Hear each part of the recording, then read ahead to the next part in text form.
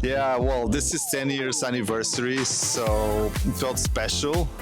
It felt a little bit nostalgic in a way.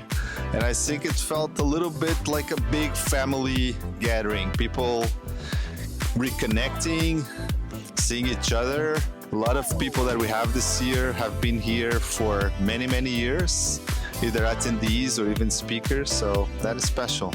I want to thank the sponsors, of course. I want to thank the team, the volunteers that made this happen, and of course, our amazing MCs for those 3 days of event.